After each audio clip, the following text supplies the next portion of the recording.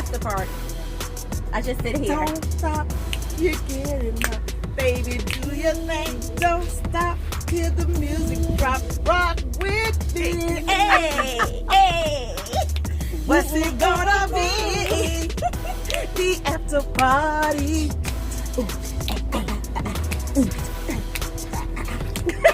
Hi guys, welcome to the teacher table. I'm your host, Octavia, and today on the show we have Miss Annie Mewborn. Annie Mewborn. Yes. And it's evening here today, but whatever. Yeah. Welcome to the show. Thank you so much for having me. Thank you for motivating me today.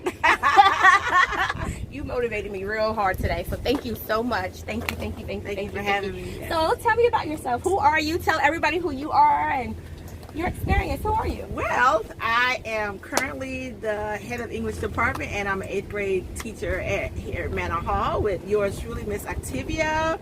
This is my second year teaching abroad. Second year. Yes, and it has been a wonderful experience. Get to experience new things, and just being in the UAE as a whole just gave me this wonderful opportunity to just have this whole self-awareness of myself and my journey since I've been here. So yeah. So self-awareness of yourself. Yes, okay, awareness of myself. So would you like to talk a little bit about that for me? Sure. Okay. So I have struggled with alopecia for quite some time. And it wasn't until last year that I actually decided to make let me give you my big reveal. Her big reveal. Drum roll, please. Yes, all of this. Yes. Jamila. So I actually just shaved it all off, and I got to tell you, it was the most cathartic thing I could have done. It was a struggle because there are so many things that are attached to our hair: stigma, beauty, femininity. All of those are attached to our hair. And we actually live in a country that they actually have a hair dance where you do a hair dance, right? So, I struggled with it for years. I wore extension, I wore braids, and it wasn't until last year I met this fabulous person. Her name is Kimberly Carey. So I had to just give a shout out to her. Yes.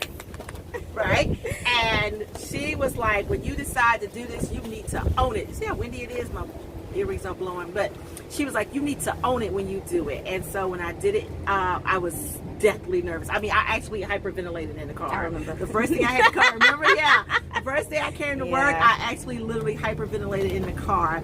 But let me tell you, one thing I love about being an educator is that you can be real with your students and they can be real with you. And I shared my truth with my students. I told them why I cut my hair, and they were just so welcoming. They were like, Miss, we love you without your hair. And it was like I cried, and then it was like that was it. It was like it was non-eventful for me. Mm-hmm. But I have to say that God allowed me to walk this journey. I don't think I could have probably done it in the States. I really don't think I probably would have done it in the States. I would have found all the excuses not to. But being over here, it gave me a little bit more sense of freedom, and I was able to just start working on myself and just working on my own self-esteem issues that I had with the stigma of my hair, and starting to be more comfortable in my own skin. I have to say that was the thing. And it's funny because T and I used to hang together a lot, and they used to be like, I'd be like, she got all my hair. They were looking at us, right, it was like the ball lady. It was right. Like, they was like, what happened? Right. I was like, oh, I gave it all to her, right? So, that's how we were in the store. So yeah, and they didn't know what to think. They didn't know what was going on, and so it was just being on here allowed me to be comfortable in my own skin and to rocking it. Yes. Like Kimberly said, to just own it. And so that's one of the things I would have to say would be my biggest takeaway, is to just be comfortable in the skin I'm in. There's this book I used to have my 6th grade students read. It was called The Skin I'm In. Mm-hmm. And it's basically about this young girl that had this pigmentation issue or whatever, but she wasn't comfortable in her own skin, and she had this teacher that had this huge birthmark. And seeing that teacher and how that teacher was able to maneuver and walk around with self-confidence gave this young lady the same self-confidence. So my takeaway from this is that I just hope that I can inspire someone else to just be comfortable in their own skin. And I have some days that are not so good days, and I have some days that are just excellent days. Like today is a great day. And just to be comfortable, so I know that, you know, I just pray that I'm an inspiration to someone else, and that someone else can see my journey, like I saw Kimberly's journey, like I saw Thea's journey, and that because this is a ministry, you know, we have ministries, and I think that this was somehow some part of what my ministry is. And so I just thank God that I'm here now. I'm happy. Sorry about that. Happy with who I am, and yeah. So, that's it. So tell us about your journey. So do you want to talk like the process of it, or elaborate a little more about it? It was nervous. It was nervous. First of all, I didn't really know what I had. I just knew that my hair was thin at the top of my head.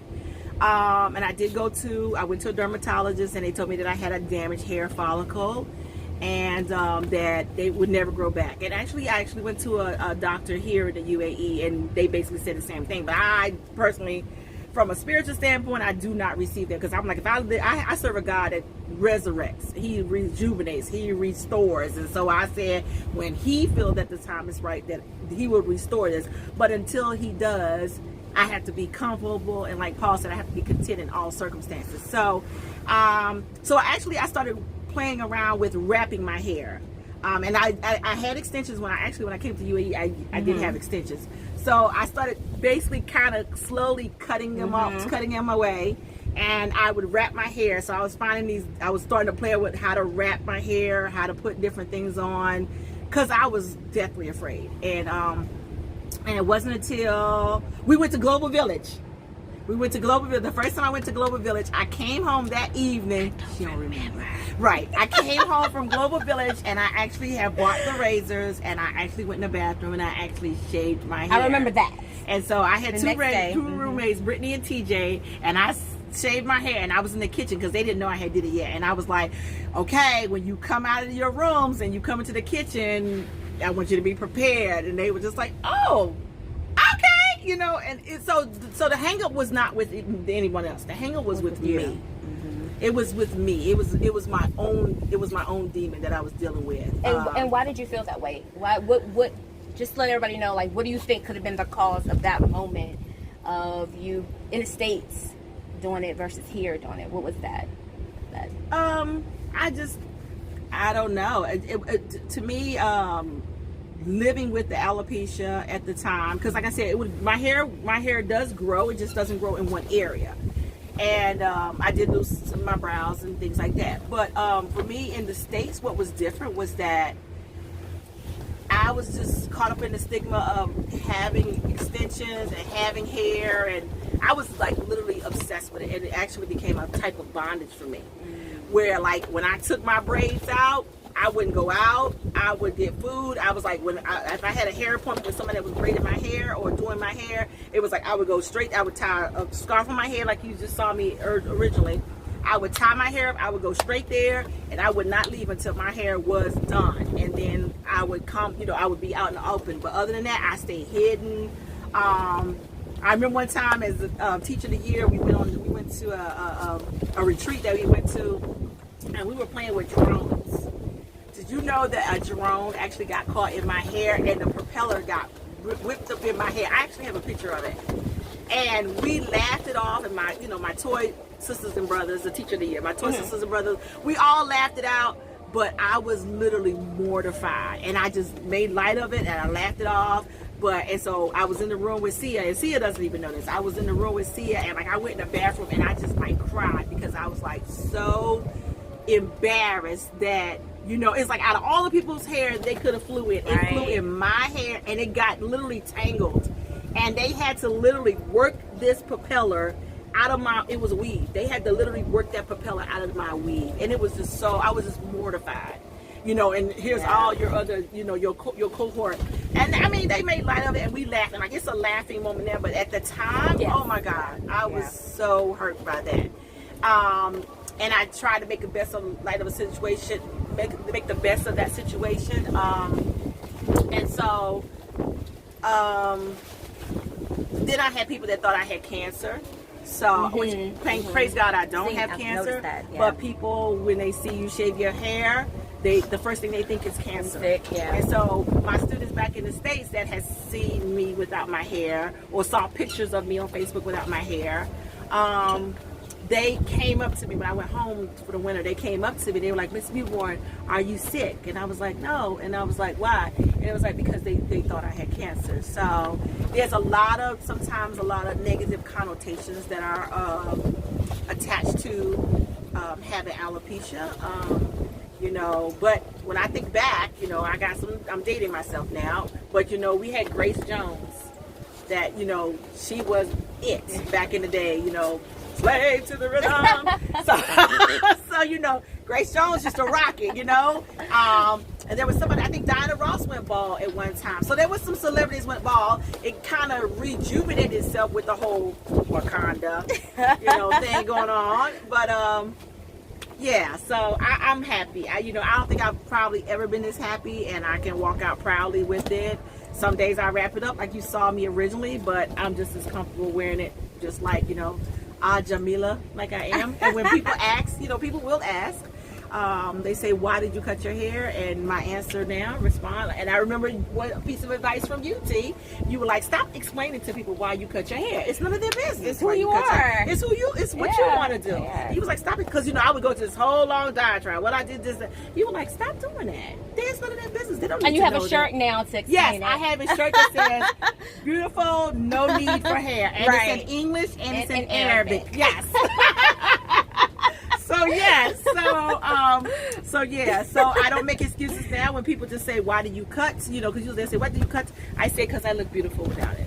And, you know, nobody has said, no, you don't. They just say, oh, okay. So first of all, thank you for your story. No problem. Thank you. No problem. Which, it is beautiful. From the moment I hear it, it's gorgeous. You are gorgeous. You're rocking it. You look amazing today. So thank you so much. If you could tell people who are, you know, once you share your video and you put it out there, what is a message you would want people to know if they're dealing with, you know, any, I guess, insecurities about their self or hiding anything such as, like, you know, alopecia, or they're, you know, dealing with hair issues or any problems? What is a message you want to give to people? A message that I would give others is that, number one, the time has to be done on your timing. I have a soror, Lorraine. I have to give a shout out to her, Ball Girl Incorporated. Whoop whoop. But she also has alopecia, and she was another inspiration for me. And there are more of us that that have alopecia. There's different variations of alopecia. My advice would be, let it be done on your timing. You know when you're ready. You know when the time is right for you. Just like I had to find out for me. This is a journey that you have to walk. And one piece of advice that Kimberly gave me, and it was so true, is that while you're going to have people that go, wow, ooh, wow, you look good, you need to prepare yourself for the people that you really thought that were going to be in your corner, that they're not going to be in your corner, because they're not going to understand, and they're going to want to attach your sexuality. They're going to want to attach your femininity. They're going to want to even attach your beauty and what their standards of beauty are to. If you decide to take this decision, and I'm gonna say with alopecia, but that's with anything. So you're gonna have some people that are gonna be in your corner. That's great. That's fine. That's wonderful. Woo woo. You know, that's awesome. But prepare yourself mentally, physically, and spiritually for the ones that are not gonna be in your corner. That's when you're gonna see the true testament of the inner strength that relies in you. And so that's what I had to see. To start testing the inner strength that was inside of me. And 3, like Kim said, when you decide to do whatever it is that you decide to do, you got to own it. Own it. Own it. Snap. Woo! In a circle. And you are owning it. Thank you. You are Miss Annie. Thank you.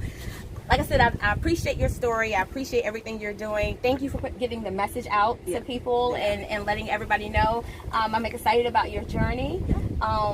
You are owning it, and you look fabulous. Your makeup looks fabulous. Thank you, Kim, for the makeup, girl. Kim Carey, K. Nicole. I'll plug you. We will put our information at the bottom as well. But Thank you so much, Miss No problem. Annie. I appreciate you. Oh, thank you, so T. much. Thank you. So much. Thank you. Yes. Thank you guys. Thank you guys for watching the teacher table. Thank you, Miss Annie. She was gorgeous and amazing. Thank you guys. Bye. Talk to you soon.